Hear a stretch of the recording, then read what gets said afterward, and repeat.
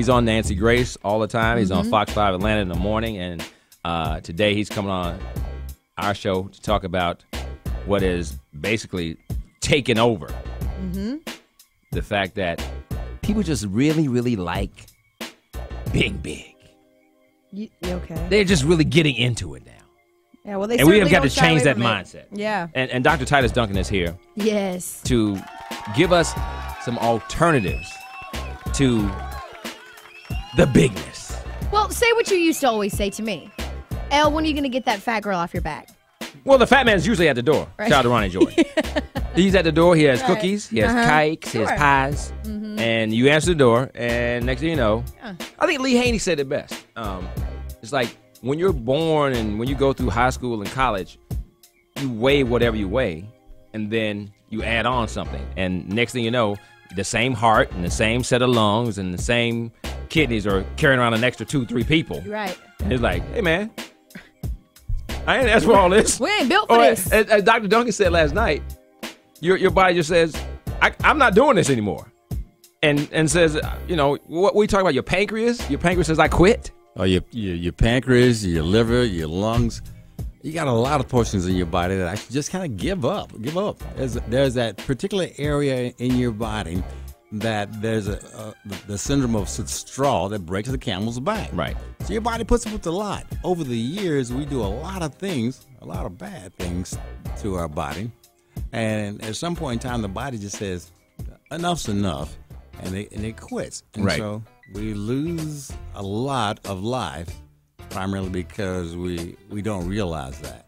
And before you go turning, to stay, oh, man, I'm going to the vending machine. Before you go doing that, we got some solutions today, I promise you. But, Dr. Duncan, tell the story about the child that gets hit by the parent not being able to save the child. I think this is, it kind of speaks volumes to what we're going to be talking about today. This is one of the most heartwarming stories that I'd ever heard. One of the patients that I had seen who had made the decision. She had been obese all her life. But all of a sudden, she made the decision that she was going to have this quote-unquote weight loss surgery. She had heard a lot about it. She thought it was dangerous. She didn't think that it was for her.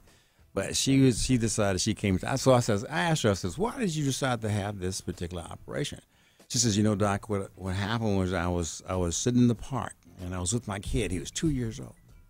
And we were sitting on the ground. He was playing around. I kind of turned around a little bit. The next thing I know, I turned back around, and he wasn't there.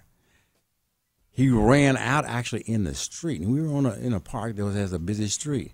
He ran actually in the street, and I couldn't get up from the ground in time enough to go out and save him. Wow.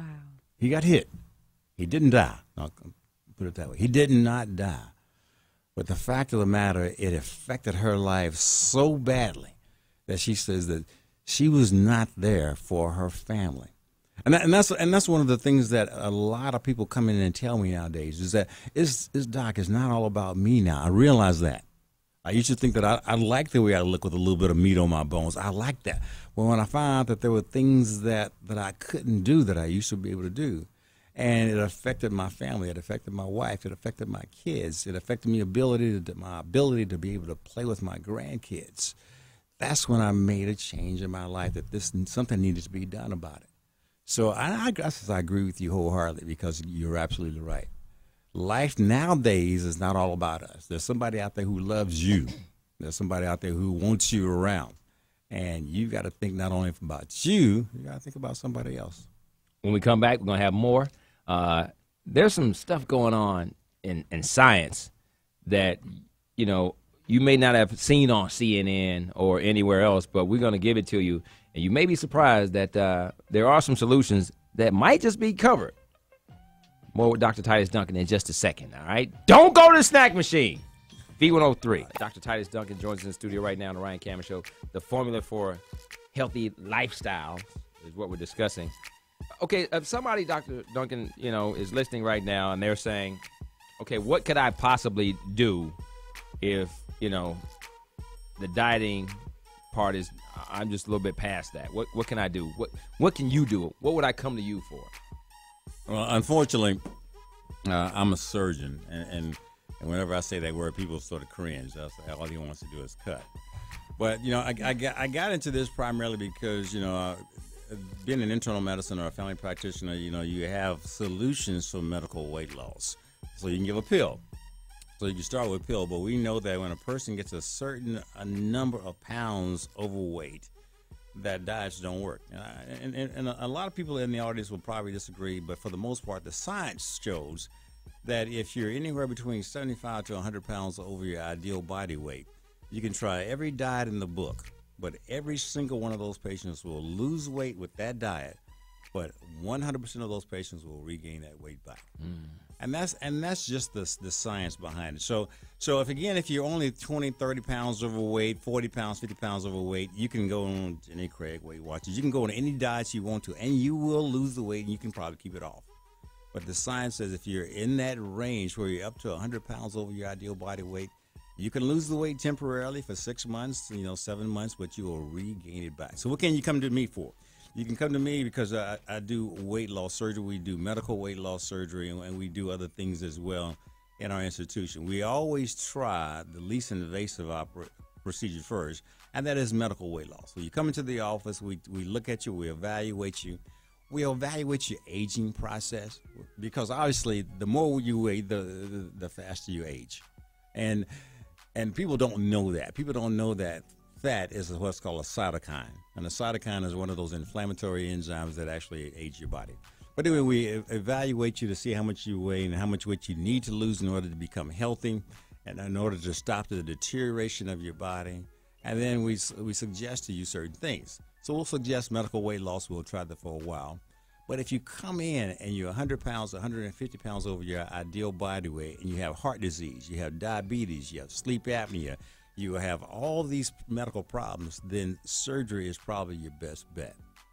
Because, again, there's been no question about it that the number one treatment today for type 2 diabetes, Right.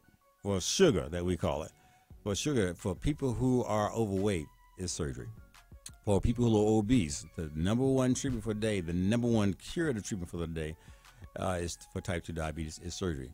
Nobody knows that. Everybody knows about the newest drug, the newest insulin, the metformins. Everybody knows about the Avandale because that's what the medical doctors will give them.